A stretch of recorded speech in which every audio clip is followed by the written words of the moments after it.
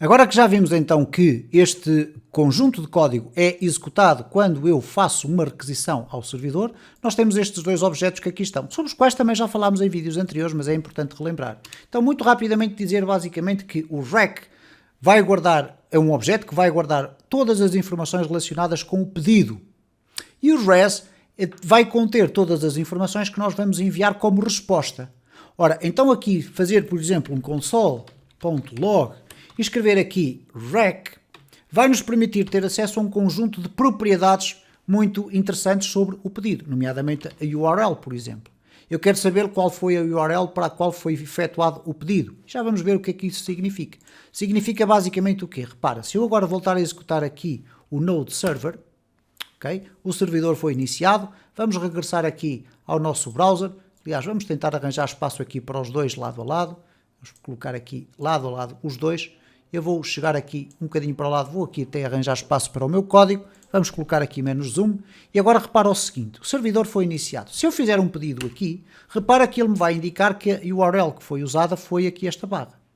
Ora, se eu agora colocar inclusive aqui um rec.method, eu vou inclusive poder apresentar na minha consola aqui qual foi o pedido que foi feito e qual foi o método que foi usado, se é um get, se é um post, se é um patch, um put, um delete, etc. Então, para que isto seja atualizado, já sabes, também eu tenho que parar o meu serviço do servidor, porque eu alterei o seu código e vou voltar a executar o meu servidor, ok? Vou aqui abrir um espaço, vamos tentar aqui colocar um espaço, então vou fazer o seguinte, vamos parar aqui, vamos fazer aqui um clear, e agora vamos executar então o Node Server, e agora repara, vou fazer um novo pedido, e ele agora já me vai dizer que foi feito para este endereço com o método get. Ora, se eu efetuar o pedido desta forma, por exemplo, porta 3000 e colocar aqui home page, repara o que é que vai acontecer, o pedido já foi feito para a home page e foi feito através do método get. Ora, isto significa genericamente o quê? Que eu vou poder obter a partir do rec, ou do request, informações que são pertinentes, por exemplo, para definir um sistema de roteamento, ok? Isso é bastante importante no que diz respeito ao servidor.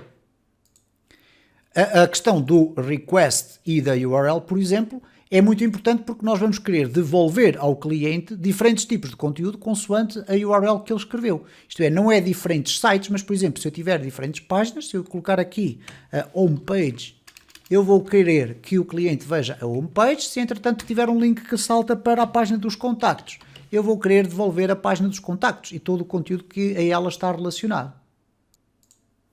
Já em relação às respostas, também já vimos aqui anteriormente como é que elas funcionavam. Aqui já vamos ter a possibilidade de ver conteúdo na nossa página web.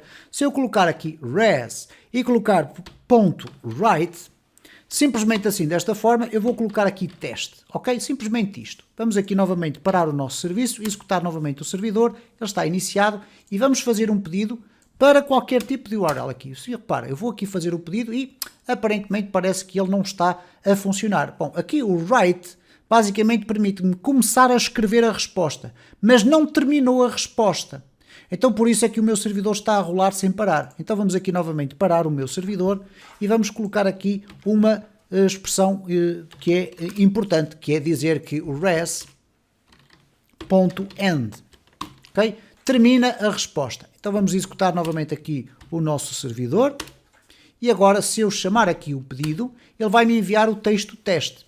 Bom, o texto teste, na prática, é um texto simples, não é HTML. Isto é, se eu colocar aqui, por exemplo, um P e depois um /P, ou vamos aqui colocar um H3 para ser mais notório, /H3, poderias pensar, bom, ele vai escrever HTML e vai responder HTML. Bom, na prática, não é exatamente isso que acontece. Se eu agora iniciar aqui e fizer aqui um refresh, repara que ele foi-me apresentar aqui no meu browser o texto de HTML ipsis verbis. Porquê?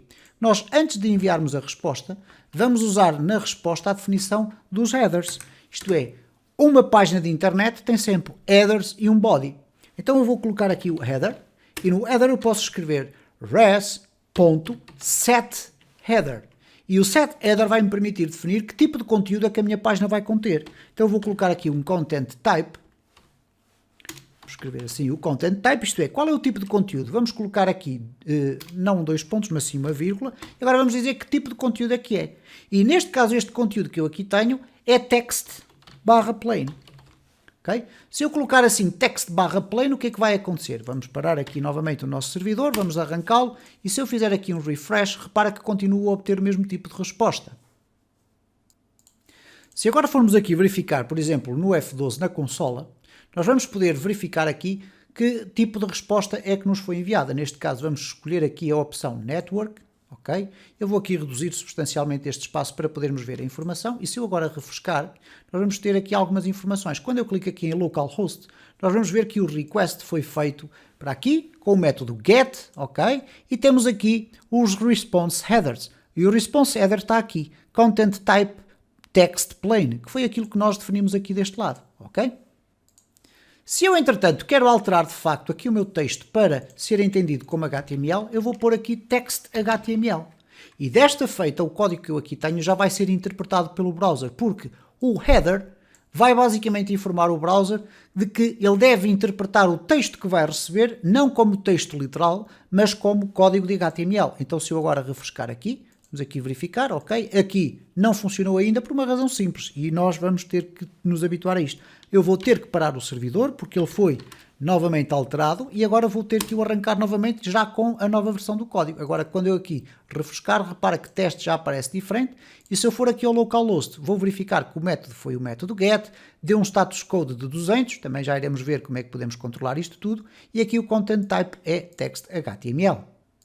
E tudo isto pode funcionar da seguinte forma, eu agora posso ter aqui vários writes, ok? Vamos colocar aqui um H4 e aqui um H4, aqui vamos mudar para um H2, vamos colocar aqui um H2, título principal, aqui vamos colocar o subtítulo,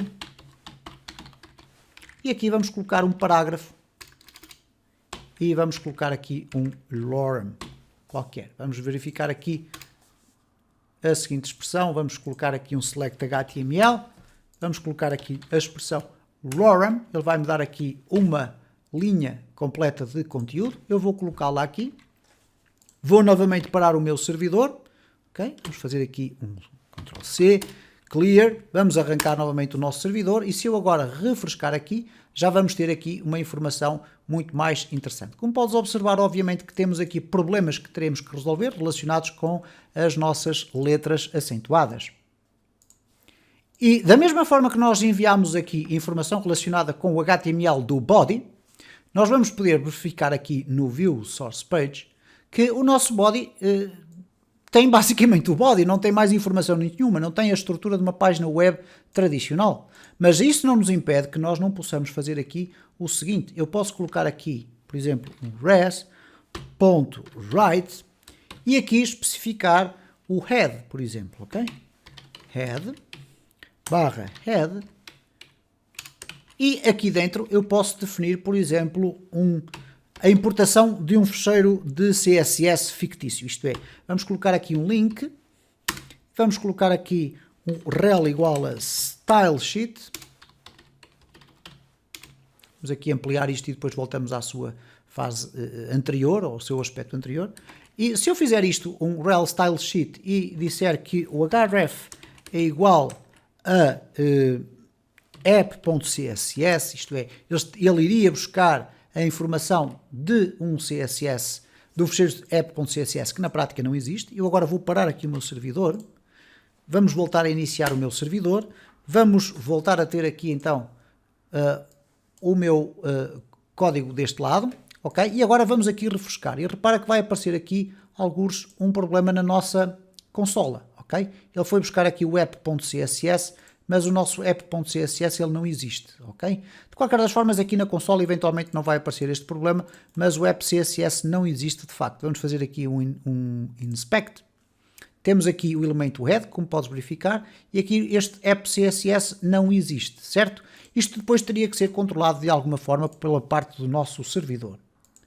Portanto, estamos apenas aqui a rever algumas situações relacionadas com alguns assuntos que nós já tratámos aqui na fase inicial desta playlist. O importante de facto é começares a perceber que, uma vez que no caso do Node.js nós não temos nenhum serviço como acontece com o PHP que tem o Apache ou o Nginx a funcionar como serviço de recepção de pedidos e emissão de respostas, nós no caso do servidor do Node.js teremos que fazer todo esse trabalho, isto é, preparar ou melhor, analisar o que vem nos pedidos, tratar com a lógica das regras de negócio esse pedido e depois construir as respostas de forma a que possamos devolver informação para o browser a partir do pedido que é feito. E é isto que nos vai permitir desenvolver coisas tão distintas como a devolução de páginas de internet inteiras, HTML, com os seus recursos estáticos, imagens, CSS, etc., mas que nos vai permitir também, por exemplo, fazer uma API, em que nós podemos ter o nosso sistema ligado via MySQL a uma base de dados, podemos verificar qual foi o endpoint definido aqui na URL do pedido que foi pedido à nossa API e depois construir a resposta com base nesse request e enviar a resposta de volta para o cliente. E é sobre isso que nós iremos falar durante os próximos vídeos desta playlist.